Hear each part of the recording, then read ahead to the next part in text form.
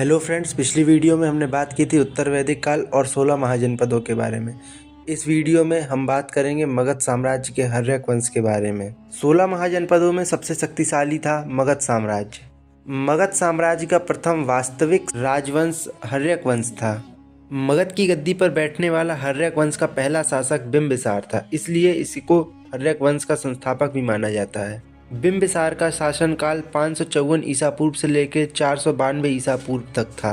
बिंबिसार को जैन ग्रंथों में श्रेणिक कहा गया है।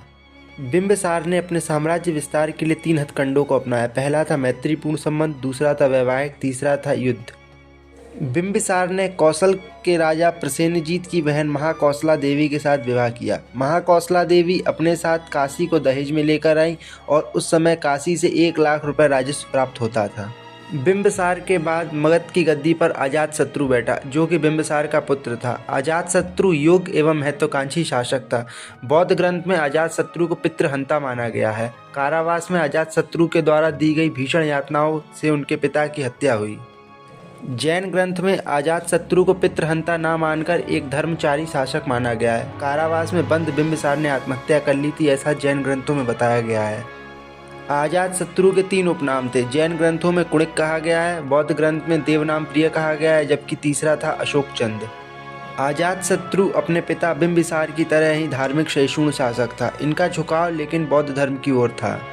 अजातशत्रु के दरबार में 3 महान आचार्य आया करते थे। महावीर स्वामी जैन संप्रदाय से, महात्मा बुद्ध बौद्ध संप्रदाय से, मखली गौशाल आजीवक संप्रदाय से।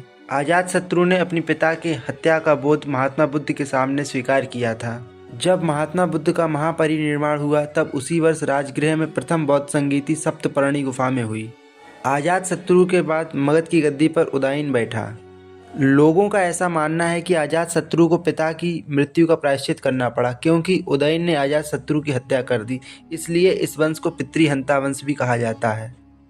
उदयन ने शासक बनते ही सबसे पहले नया नगर बसाया और वह नगर गंगा सोन नदियों पर था। उसका नाम पाटलिपुत्र रखा। इसी पाटलिपुत्र को अपनी राजधानी बनाया। उदयन के बाद हर्यक वंश में 3 और शासक हुए, लेकिन वह अयोग्य थे। हर्यक वंश का आखिरी शासक था नागदशक, जिसको हटाकर शिशुनाग ने शिशुनाग वंश की नींव रखी।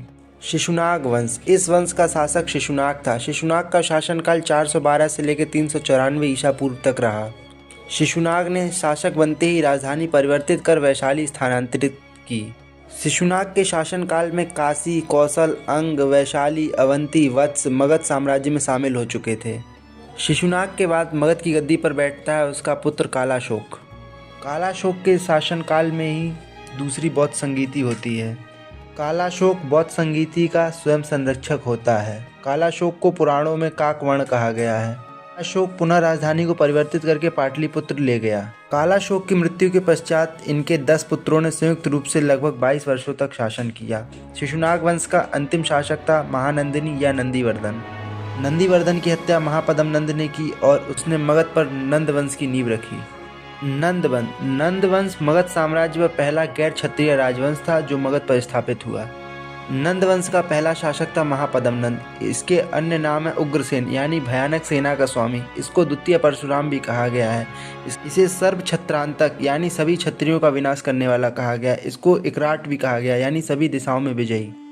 नंद वंश का अंतिम शासक था धनानंद। धनानंद जनता के मध्य अलोकप्रिय शासक था। जनता धनानंद से घृणा करती थी, क्योंकि उसने जनता पर कई प्रकार के कर आरोपित कर रखे थे।